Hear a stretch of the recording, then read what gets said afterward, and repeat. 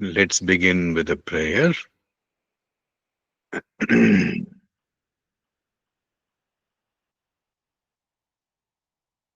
Oh,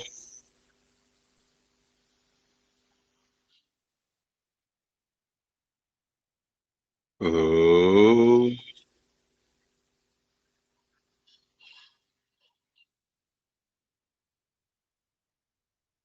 oh,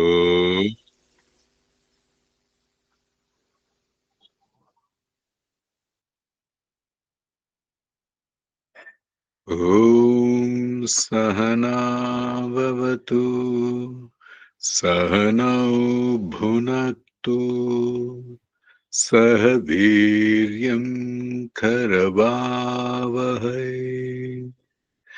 तेजस्विनावधीतमस्तु मा विद्विषावहै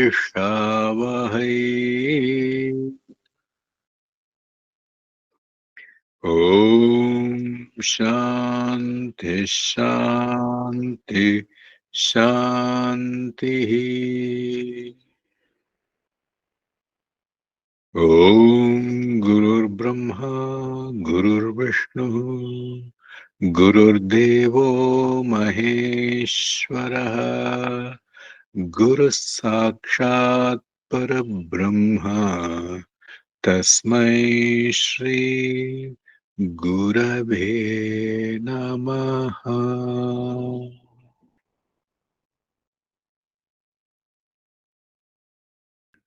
So, welcome once again.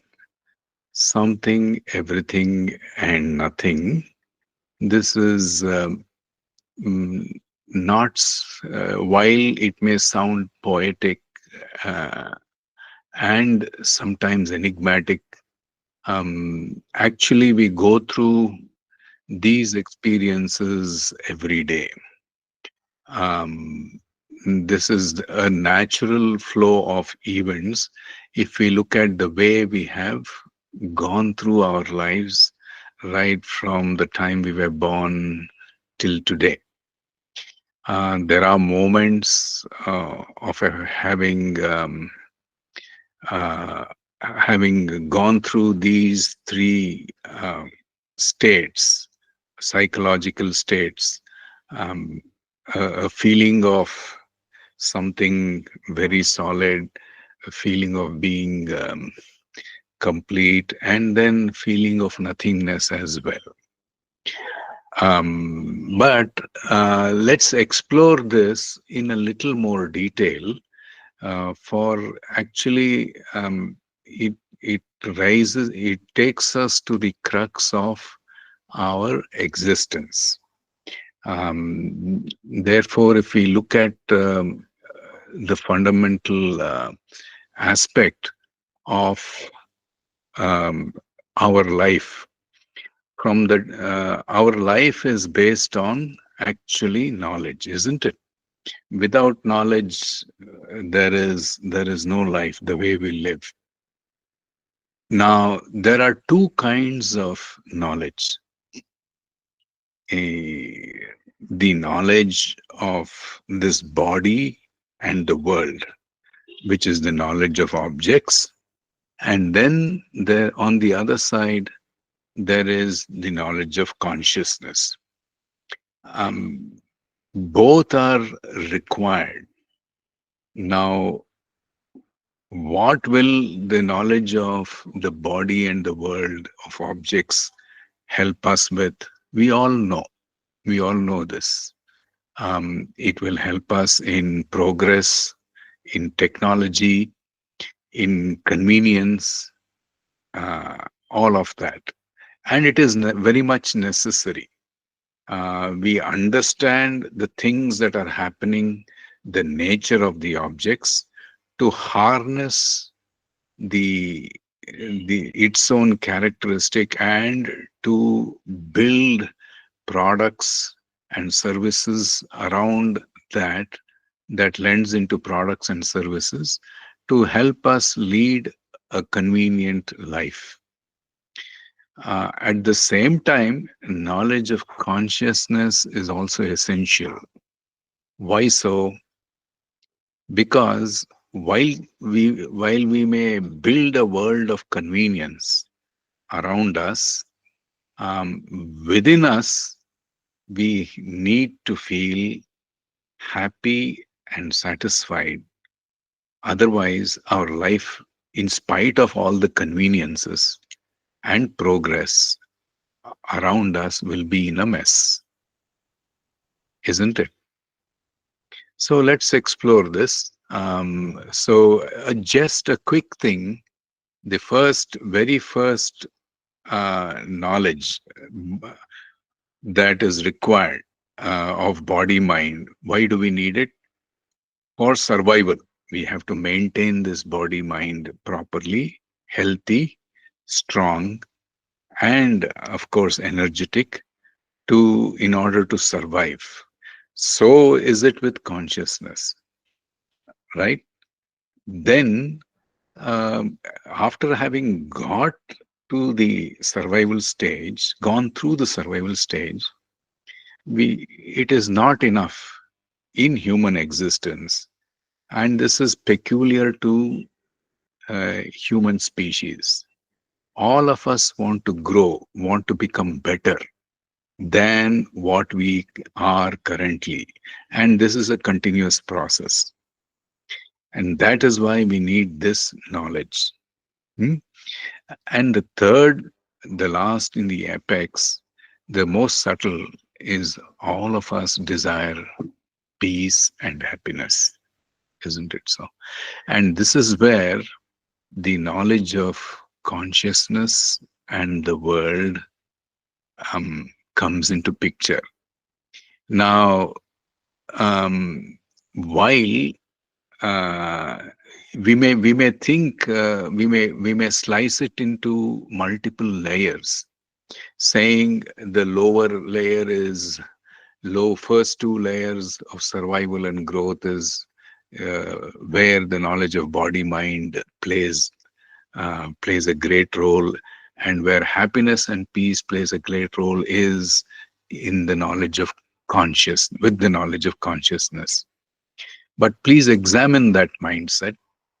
We will know clearly that the knowledge of both are required for all three: survival, growth, and peace. Otherwise, we will be living a mechanical life. Even in survival, if we have to know our strengths and if we have to utilize our skills for growth, and if we have to remain happy in this world as long as we live, if we have to remain peaceful as long as we live, we must have the knowledge of both these aspects. For um, what is the source of all this, including the body mind? Therefore, without consciousness, can we look at body mind? And without body mind, can we look at consciousness? That will be a fragmented approach. If we try to do that, then we will definitely proceed to a certain stage, but we will hit a dead end. We will see how. And in order to explore this, let us look at different ways in which we view life. There are three different ways in which we view life. Hmm? What would that be? Let me just go through this. Um, the first worldview is I am in the world. This view is very simple. The world has been there from a long, long time, um, starting from the beginning of time. And I am born into this world. The world was there before me. I was born into the world exists. even as I live. And after I am dead and gone, the world will continue. So, this model, this idea, is rooted in the concept that the world is eternal and I am a small, limited part in the world that who comes and goes, who is born at a certain time, lives for a certain duration, and while living does all the circus, and then finally leaves the earthly plane with the annihilation of the body. This typically assumes that I am the body mind. Obviously, when with the idea that I am the body mind, there must be birth, there must be life and living, and eventually there must be death. We are governed by the a lifespan. But if we explore another view of life, the world is in me. The world is in me.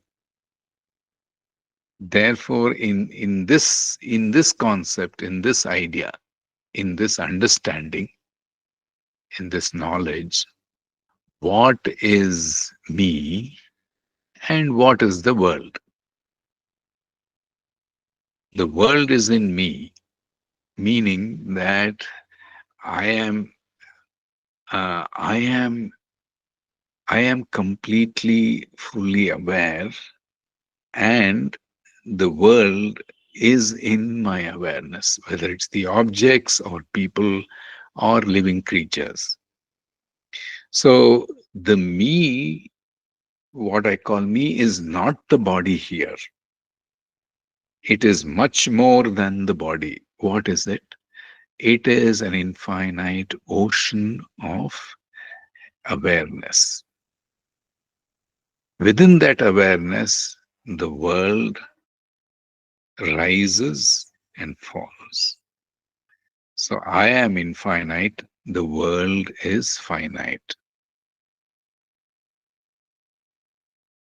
Now, this is right now, uh, it may seem to be conceptual, but Vedanta says this is actually the truth. How so? We will also explore this. The third model is there is neither the world nor me. And in Vedanta, it's called Ajatavada. Nothing ever was born. The world didn't come into existence. It's all an illusion. Neither am I born. I just came in. Um, um, I am actually not there. I am an assumption, not a reality. Strange, isn't it? But still, this is a worldview where this is prior to all manifestation. Still, this is a powerful method to inquire into the nature of myself.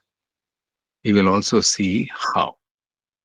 So, with these three worldviews or life views, what is the relationship between me and the world?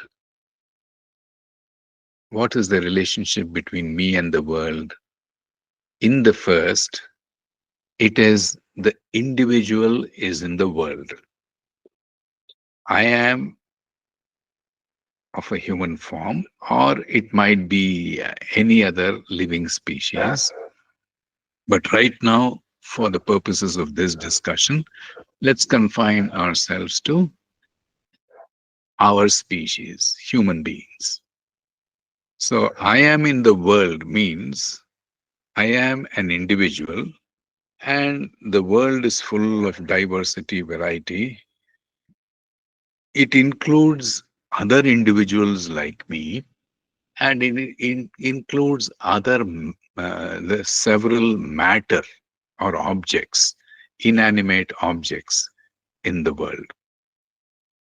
So I am born in the world, I am in the world supposes that I am an individual, a distinct, separate identity.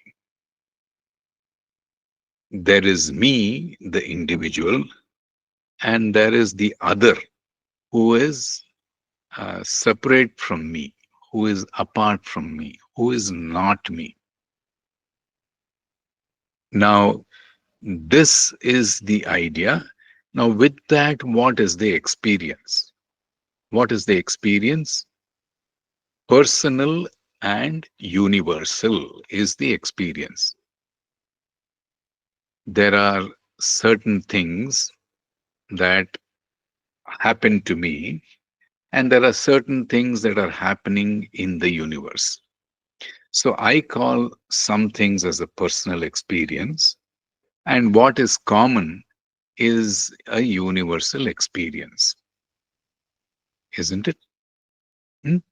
Now, in spiritual terms, it is a relationship between Jiva and Jagat, the individual with the world. What relationship?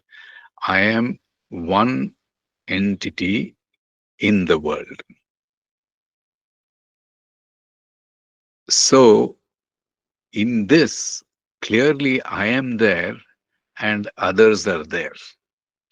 In English, there is a famous saying: "Don't compare apples and oranges." Each one of us are distinct. So, a typical model that can be followed is to understand this concept is apples, mangoes, oranges, they are all three different fruits.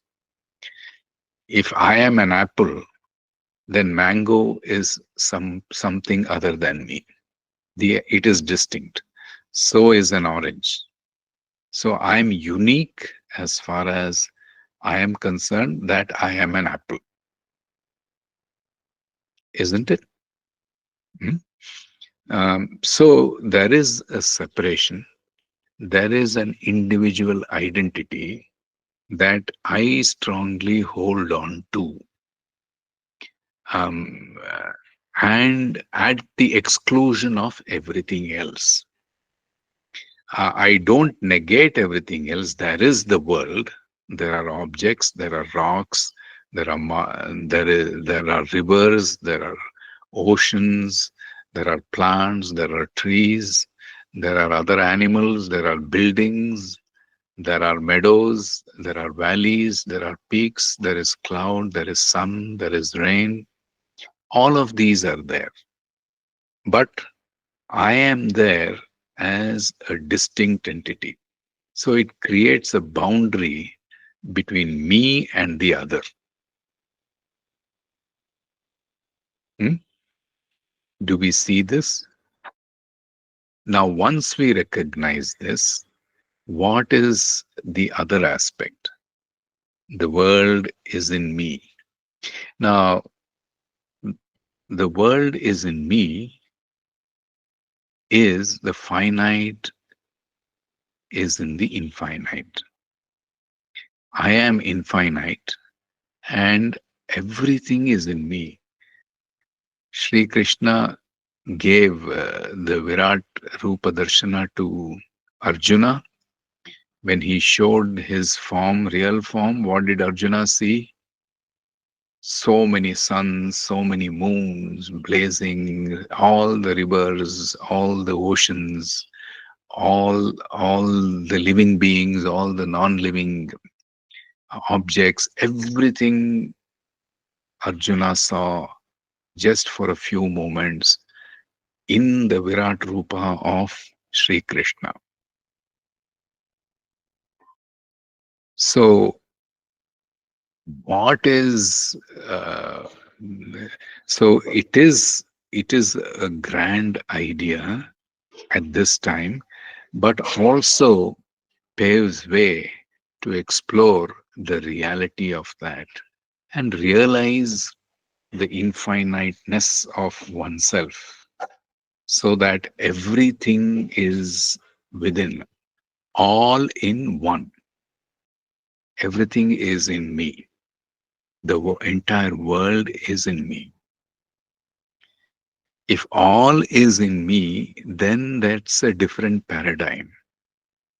It means that I embrace everything as me, everything and everyone as me, which means it's a psychological shift.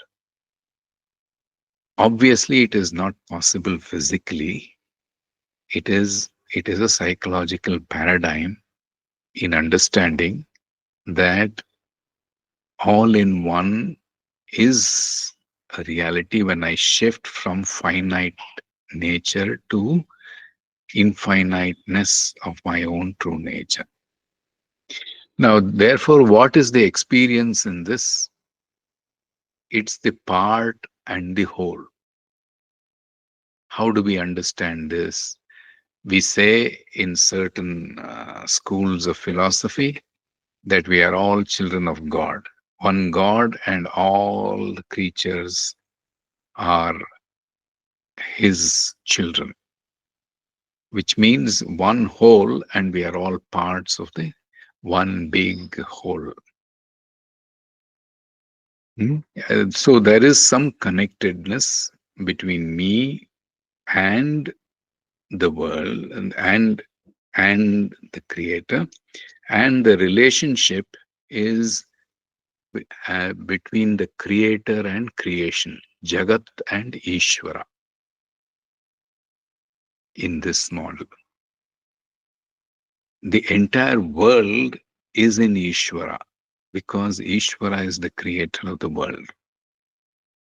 And there, each one of every aspect of creation is linked and related to the whole world. Just like all the children are a part of the same family, belong to a set of parents, so is all aspects of the manifestation related and linked to the creator. Now, how do we understand this? It is like the different peels of orange of the same orange. Same taste. There's a taste of orange in every peel. Segment. Vani is saying segment. Thank you. There's a taste of orange in every fruit, every pulp, though they are separate from each other, but they belong to the same orange. They are related to each other. They belong to one fruit, not different fruits.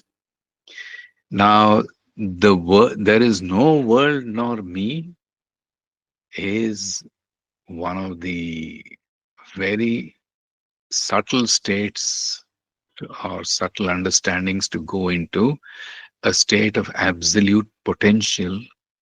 Neither me is there, I am there, nor the world is there.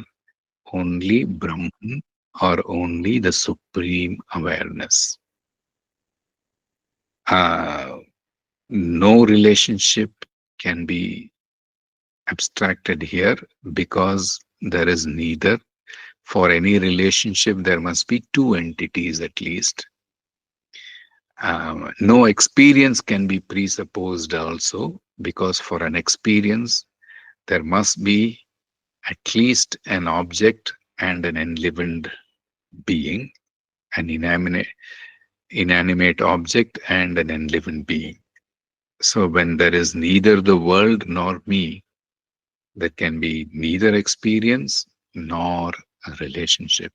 But none can deny that there can be an existence. It's a direct intuitive perception, a very subtle form.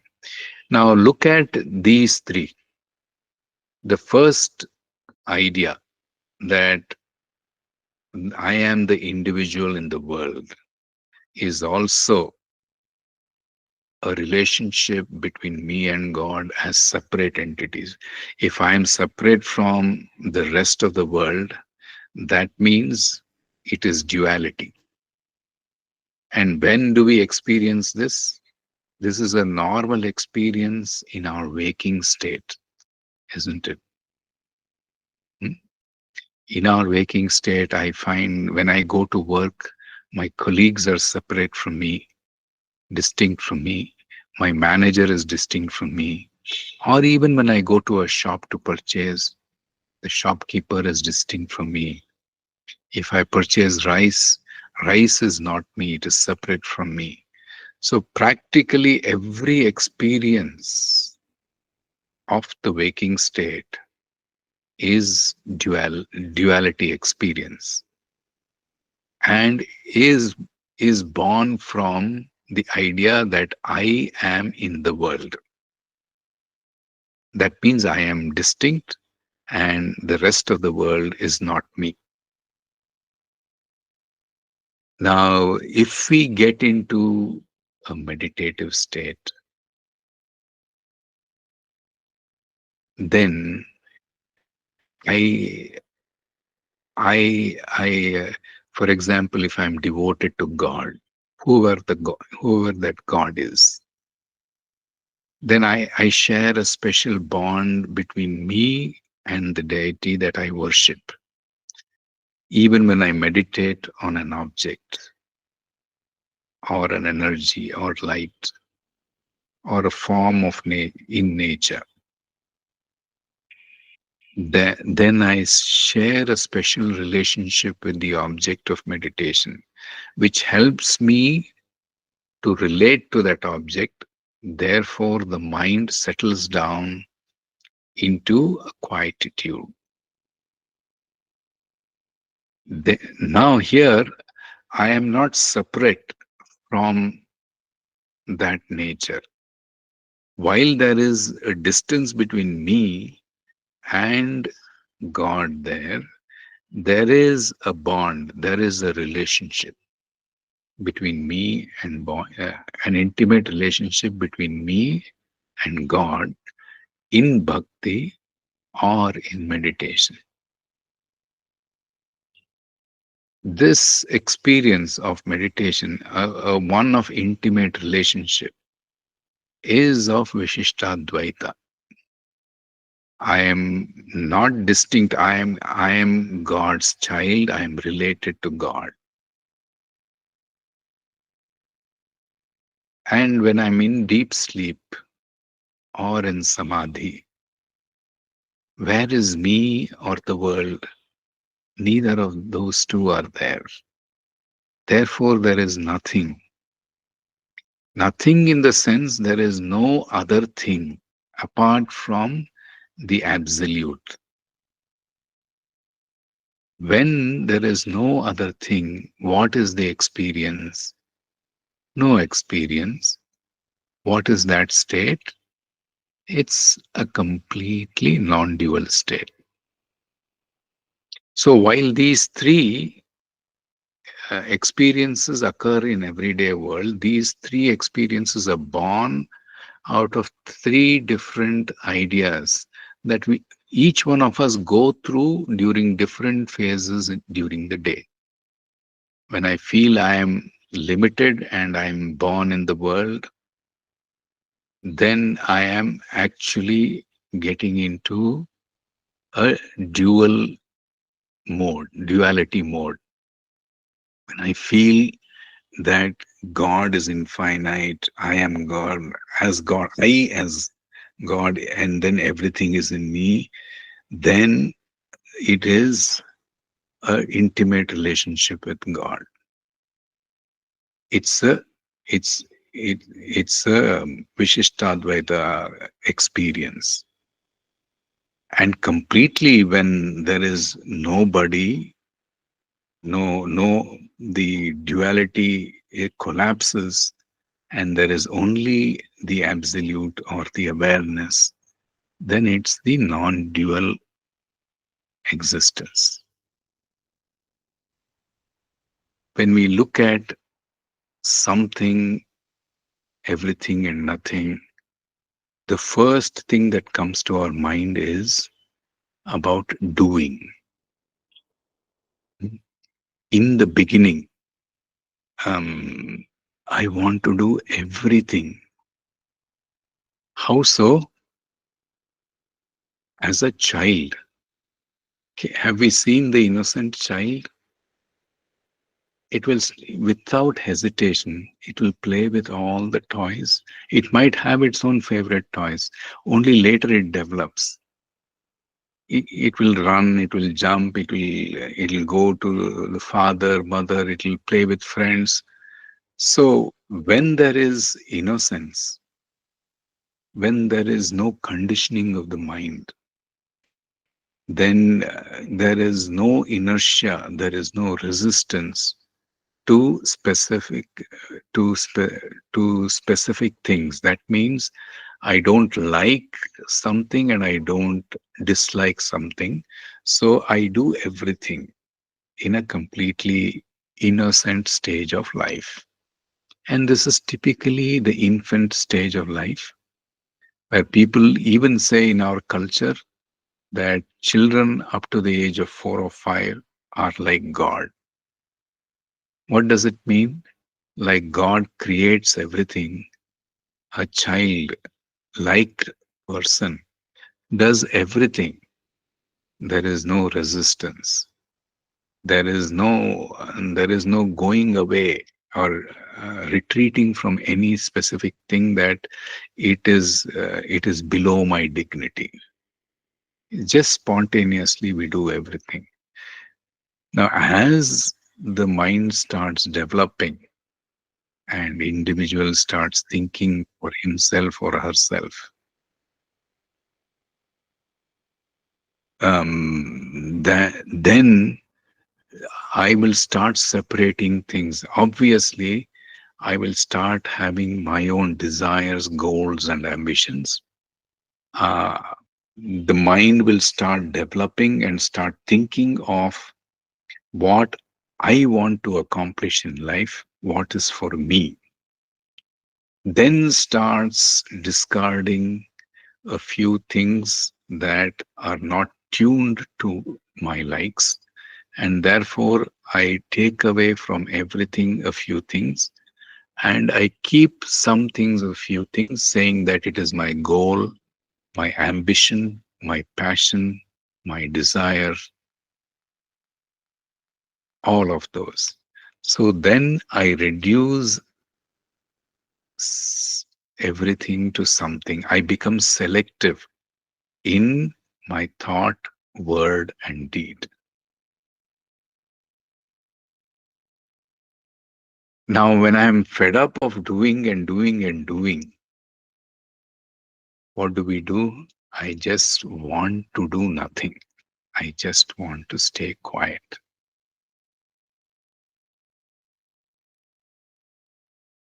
Doing something with a result in mind, even if it's one or two or just a few things in life, that can be tiring. It sucks the energy from us.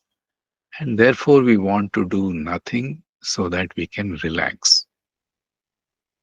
Now, clearly, can we see a paradox here? What is the paradox here? Doing everything and something is okay. Isn't doing and nothing opposite? Can we do nothing? Is it possible?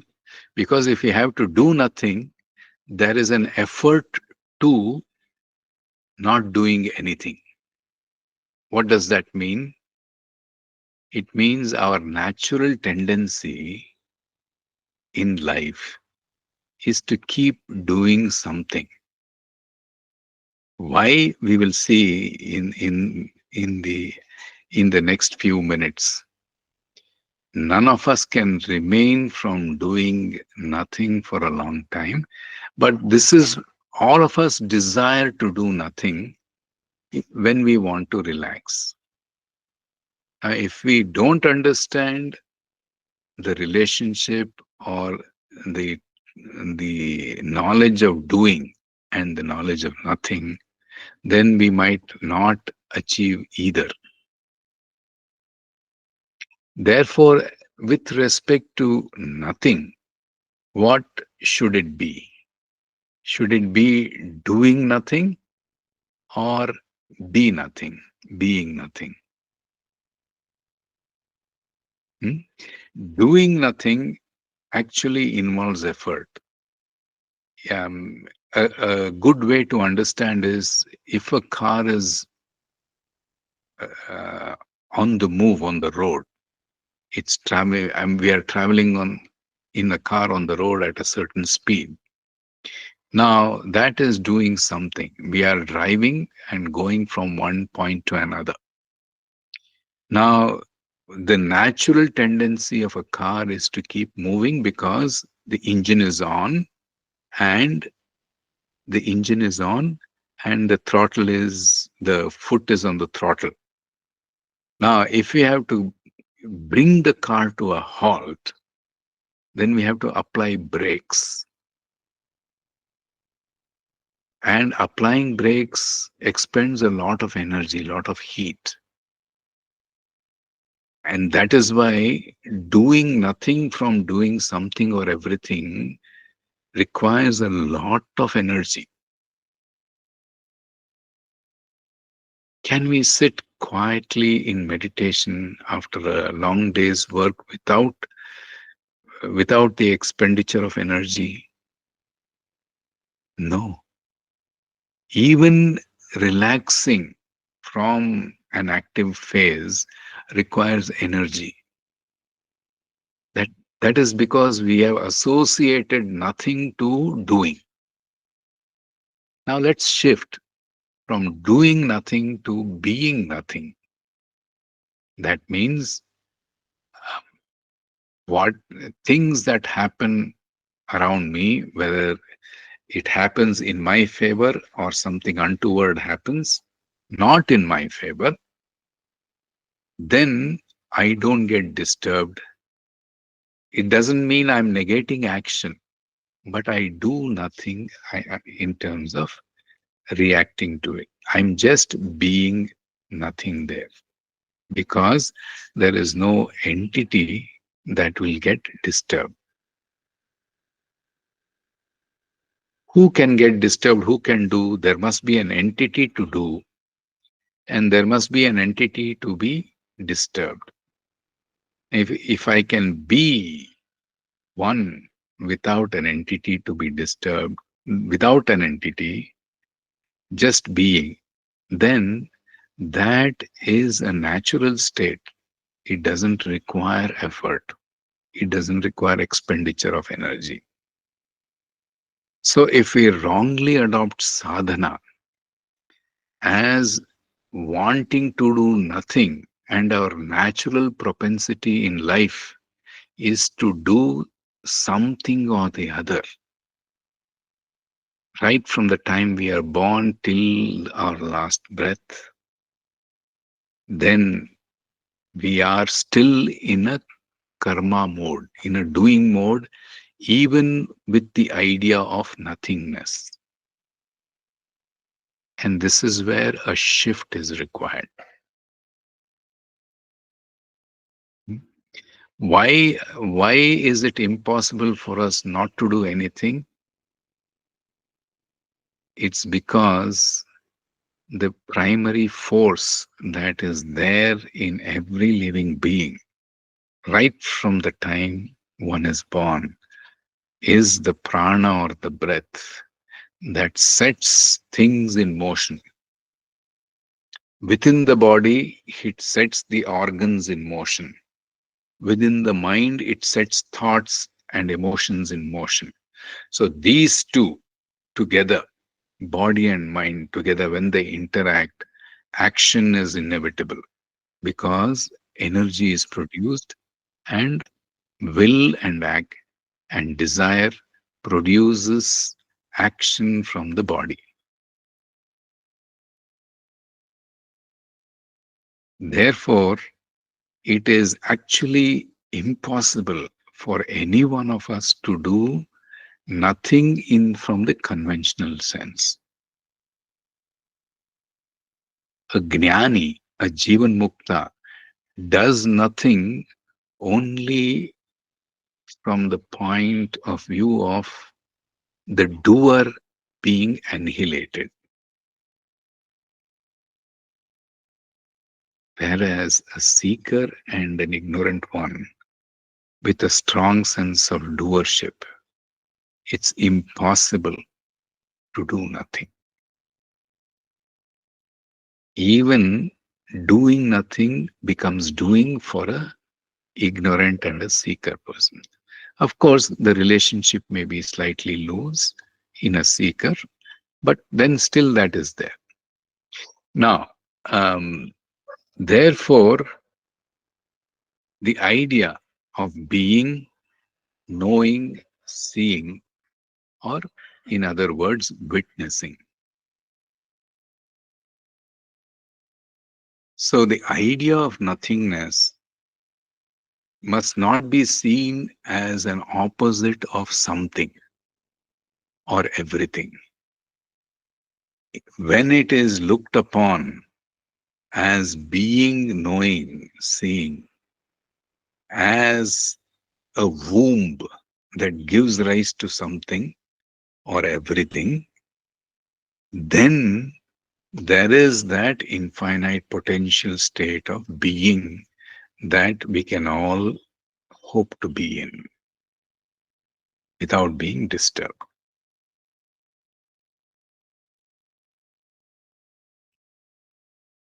I will pause here if you have any questions. Yeah, do nothing.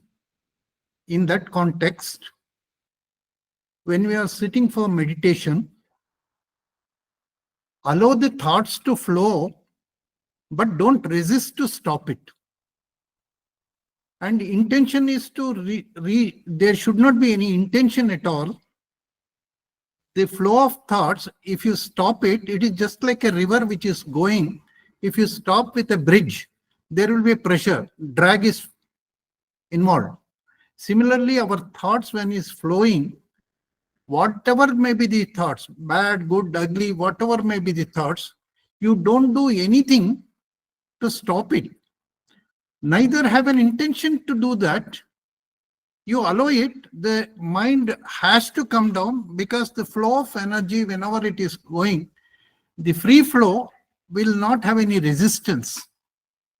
At that time, the mind, you will come to a reached state doing nothing. At that point of time, you are not there, neither the thoughts are there. Thank you very much. Very nice input, sir. Thank you for sharing. Does anybody wants to share or have any questions? Good evening, sir. Dr. Venkateswarapati. Good evening, sir. Sir, doing nothing, it is mental, physical, or psychological, or biological? Can one do without energy? Or if there is only energy and not the body, can any doing happen? If there is no desire, there is energy and there is the instrument, there is no desire. Can doing happen? Doing, whether doing is biological, doing is psychological, doing is energetic, it's a combination of all three. Okay. It Because can't, there is no compartment. Thank you for sharing. Now, the crux of this idea is to depart from looking at nothing as an opposite of everything, looking at nothing as an opposite of something. Then being, knowing, seeing, witnessing is a fundamental, natural, quote unquote state. Because in being, in pure knowing, in witnessing and seeing, energy of knowing, the very energy of seeing is not any specific thing. There will be seeing and there is no seer. There is knowing and there is no knower. How then did we get caught up with something and everything, likes and dislikes, selective action, selective thinking, selective mindsets? I like something, I like certain people, so I enter into a relationship uh, with certain people. So, how did this come about? Now, the fundamental driving force for all of us, all living beings, is the force of I am. Now, I am can be treated as individual consciousness or reflected consciousness, the feeling that I exist. Some people call it I amness, and some people call it I am. I, in the word I stands for consciousness and am stands for existence. I exist, that there is no doubt. And I know I exist. I cannot say I don't exist. Now, when I exist, I can't say I don't know I exist. It's not possible, isn't it? Now, I exist and I know I exist. Now, the beauty with this type of knowledge, I know I exist, versus I know an object exists, I know the computer exists, is for the objective knowledge, there, there needs to be a medium of senses, perception and cognition. Both must be there for to know a certain object, to see and to understand a certain object. But in the case of I am, it is asensory. It does not require any senses, neither does it require a mind. It's just naturally, intuitively, I know I exist. This is a typical feeling when every one of us get up in the morning, and just as we get up from bed after a good night's rest and just open our eyes, we are just alive before anything takes over, before our responsibilities and duties take over. At that time, I am just myself. There is nothing else. It may be that feeling may be there just for 1 or 2 moments, but it is there. Now, how is that? How does that come about? Because this feeling, I am, has three qualities. One is sattva, the other is rajas, and the third is tamas. Now, sattva gives rise to mind. The mind is born out of the sattvic aspects of consciousness, individual consciousness. By I am, I mean here the reflected or individual consciousness, that which each one of us feel individually. That means universal consciousness gets reflected in the mind and then it becomes I am.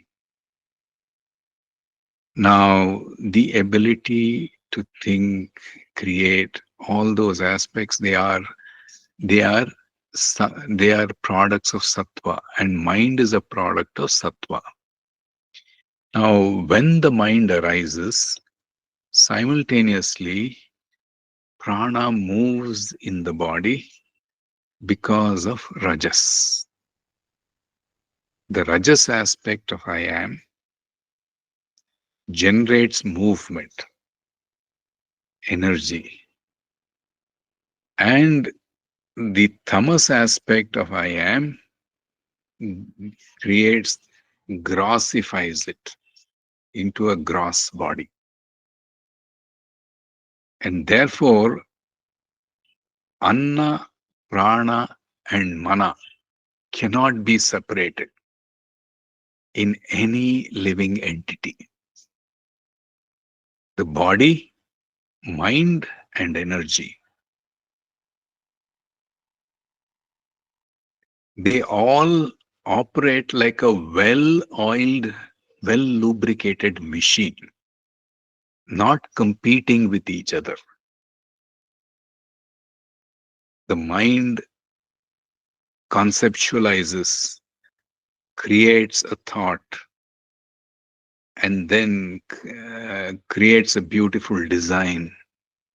Then the prana, the energy, moves those thoughts, that design, into desire, into creativity. And actually, the anna aspect puts it into action. Without it, the whole loop cannot be complete.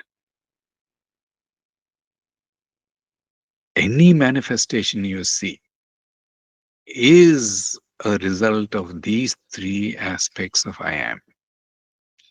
Now, what does this do? As we know how action is generated. Now, where is the trouble? There is no trouble if all of these three are functional.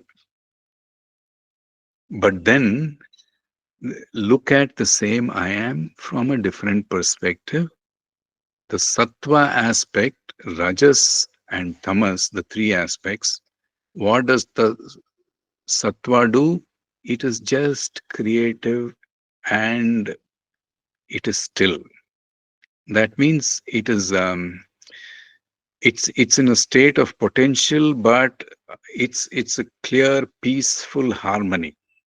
No conflict zone, just generating energy, the useful potential energy. The rajas moves things into action. And what does tamas do? It claims credit for either the action or the result. This is where the problem comes. In all this, when there is an action, can you identify an individual doer? Impossible, it is not there. But in between, when tamas rises, it claims I am the doer. For actually, what is not its own responsibility. Doing happens because of rajas, and the energy is provided, the motivation is provided by sattva. But tamasic aspect claims I am the doer, I am the motivator. This is where the whole problem of conflict starts. Conflict within ourselves and with the rest of the world, both. Now, please look at it. When is the individual born? The individual is not born with the body. In spiritual terms, in Vedantic terms, the individual is not born with the body. It is born when one takes credit for what one doesn't do. An identity. With the identity, the individual is born. Till that association that I did, I know, I experience, till I claim that I had experienced, till I claim I am the doer, the individual is not there. Each one of us experience a state of no individualness. In deep sleep, there is no individual because there is nobody to claim I am the doer, nobody to claim the body in as an experience. There is nobody to say I am this mind because the mind also is sleeping. And nobody to claim that I know because completely I am is folded into itself. The mind and the senses are folded into itself into the seed form. Now there is no individual even when I am wakes up from deep sleep. At the moment I am wakes up, there is only sattva. There is just the motivation, happiness to be alive. I'm just happy I'm alive. I know I am alive. That's it. There is no association, no identity. But then what happens? After a couple of seconds, 10 or 15 seconds, thoughts of responsibility and duties arise. Oh, I have to go to the office. I have to brush my teeth. I have to go and bring groceries for the house. I have to bring fruits and vegetables. So responsibility, thoughts of responsibilities and duties arise. Then Rajas kicks in. You have to act on it. And then Tamas will say, okay, I've done so much work for today. Who has actually done the work? The Rajasic energy of I am has done the work. Who is claiming that the work has done? I, the little I, which is an expression of Tamas. Who has provided the motivation to do the work? The Sattvic aspect of I am. Therefore, energy, movement, everything, action, result, everything happens in nature by the three qualities of nature: sattva, rajas, tamas. Somewhere in between, this little fellow crops up and says, I did. Where is the feeling of I am? What is I am? A reflection of I in the intellect or the individual's mind. What is the nature of I when it reflects as I am? It wants to continue to be. And how does I am survive? I am survives by feeding on the body mind. Quote unquote, the fuel for I am is actually the body mind. Why? Because if the body mind is not there, I am will merge up like upon death. I am merges into the universal I, the absolute I, the awareness. The fuel for I am's existence, continuing existence, is the body mind. At the same time, the body mind is powered by I am. Without the energy of I am, neither can the mind think nor can the body move.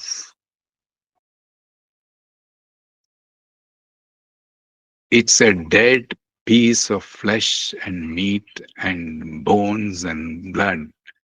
Everything is there, but it'll just be like a corpse if I am is not present.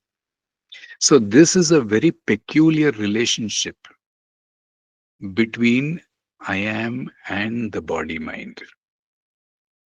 When there isn't a good environment in the body mind sufficient, it depletes the quality and quantity of the energy of the body mind, depletes and depletes, then a time comes when I am will say, I am gets starved.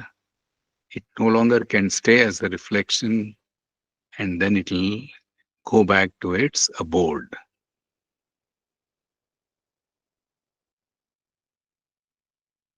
So the nature of I am is actually continuing to exist, being, to be, to love. It arises from the primary feeling or emotion of love. At the same time, body mind draws its energy, derives its energy the from the energy of I am. So both are mutually dependent on each other. But in its true nature, I am is as a pure reflection is nothing but awareness or I. So what is the relationship? Trisha Viveka gives three types of relationship of the ego with the body, mind, and I am. With the body, the relationship is due to karma, karmic, born out of karma. I get this body because I have a karmic baggage, karmajam, because this body is born out of karma. The second relationship is sahajam. When can the reflection happen? The reflection happens when there is when there is a reflecting surface for the light. So as long as the reflecting surface is there, light will continue to reflect. So as long as the intellect or the mind is there, I am will continue to reflect. So the relationship of I am with the ego with the mind is natural. Then what is the relationship with consciousness? I with consciousness, it is born out of ignorance. I, the ego, the little fellow Thomas, feels I am conscious, not knowing that its energy is derived from I am. So it's born out of ignorance. Bhrantijam is what Dritrisha Viveka says. Karmajam, body's relationship with the body is because of karmic, born out of karma. Sahajam, as long as the mind is there, there is life association with the reflected consciousness. So that is natural. And Bhrantijam, assuming that I am the supreme, where I am the ego assuming I am the supreme out of ignorance, not knowing that it is actually the energy of I am. That is Bhrantijam. Therefore, when I am descends into motivation, action, and actually claiming, realization is the reverse path.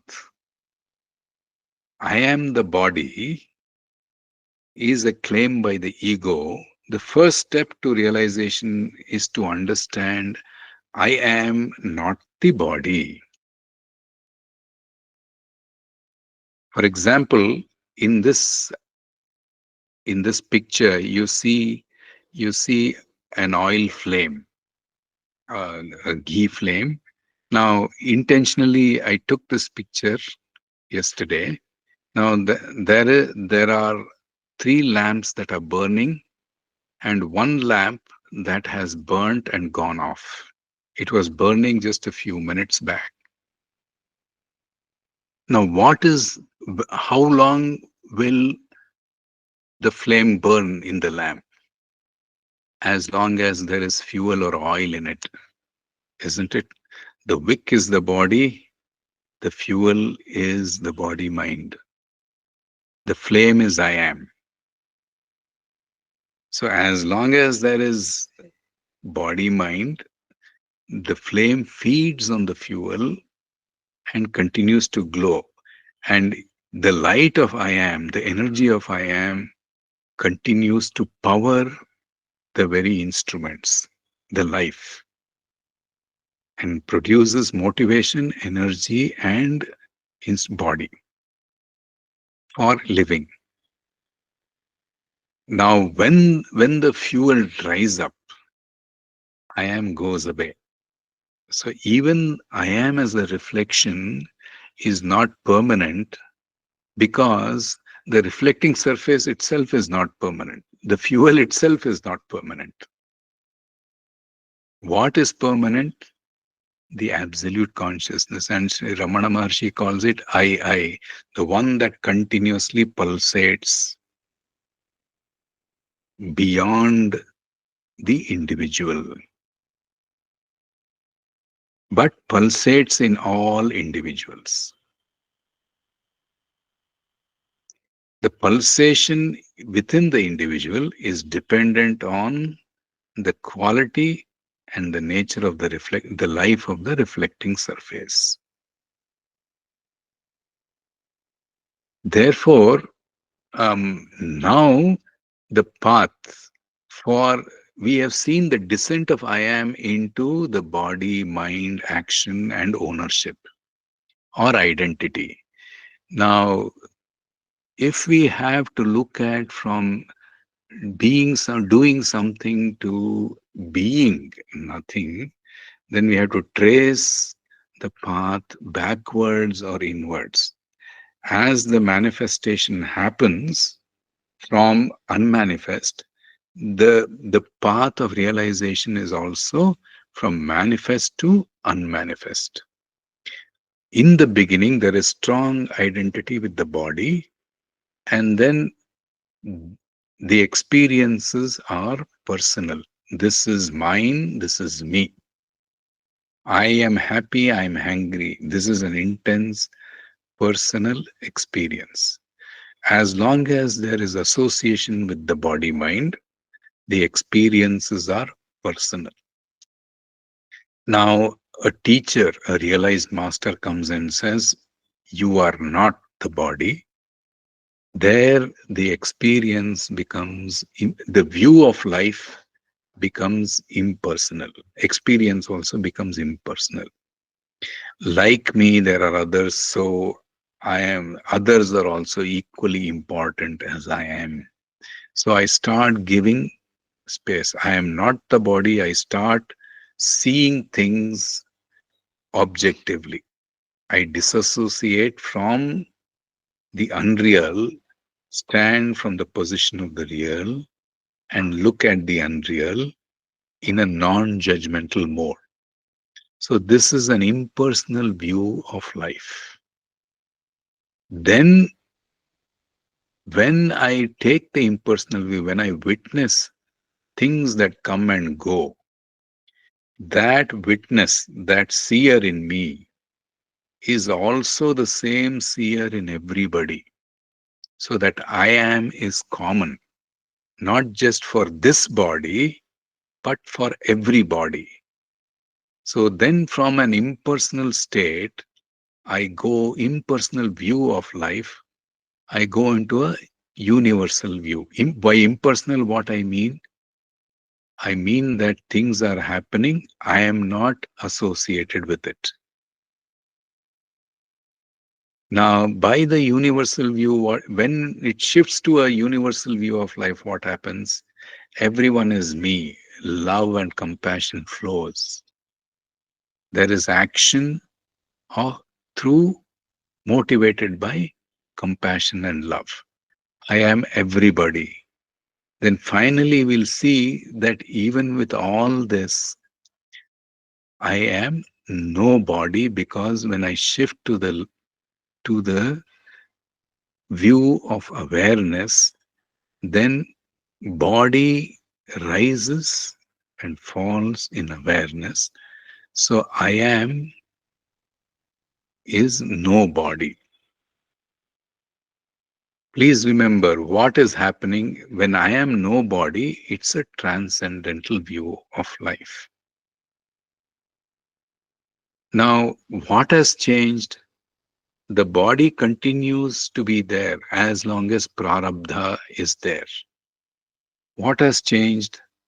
The view has changed from I am the body to I am not the body to I am everybody to I am nobody. I am the body is a wrong understanding. To whom is the wrong understanding? To I am. To whom is the right understanding? I am nobody. To I am only. So it's consciousness that wrongly associates, then detaches, and then gets the right understanding. Hmm? So there are multiple ways of looking at it. The journey is from attachment to detachment to expansion to dissolution. Or another way of looking at it, the journey is from identification to disidentification to harmonization, which is universal, or finally merger or transcendence.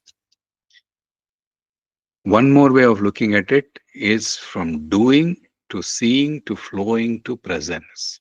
All mean the same: personal, impersonal, universal, and transcendence. You have seen in the previous slide all of these different expressions. Exclusive, I am separate from you, I am this body. Aloof, I am not this body, I stand apart from this body. Inclusive, I am all bodies.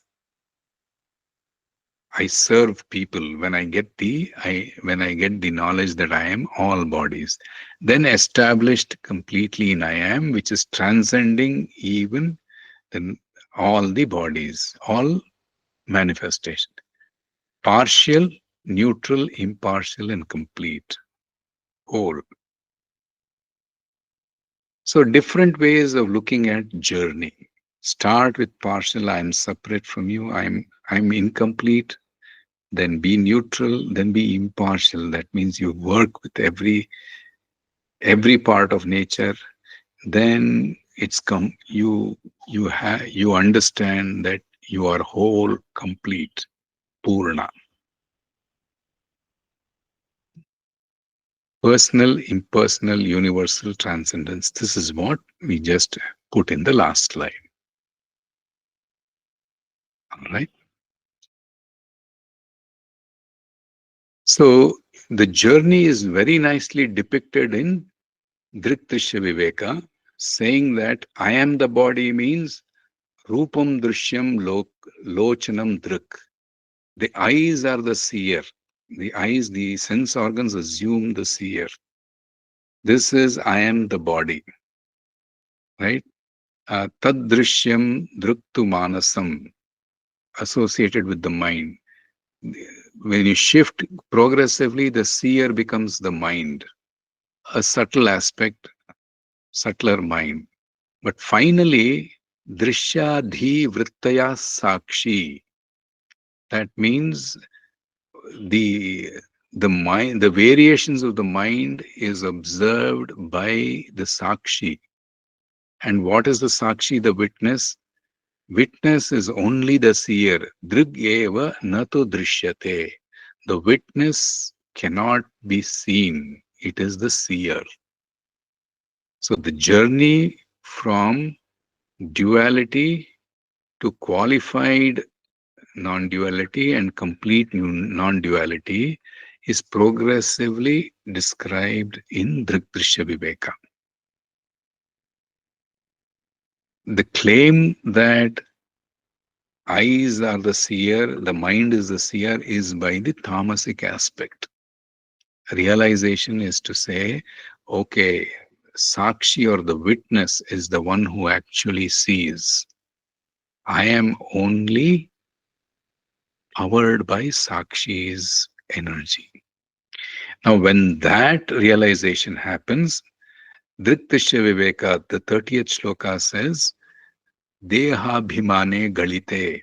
That means the when the abhimana of the body or the association of the body vanishes, Vijnate Paramatmani, and when the knowledge of the Supreme lands there in the intellect, when we understand the nature of the Supreme Self, then wherever the mind goes, yatra yatra mano yati, wherever the mind goes, tatra tatra samadhayaha, the mind is in complete samadhi. There is no egoistic excursion or propping up. So something, everything, nothing. So the shift is from doing to being. Don't look at nothing as an opposite of something. Look at nothing as a pregnant potential state from which everything rises and into which everything and every being merges. Om Tat Sat, Om Sadguru Devaya Namaha.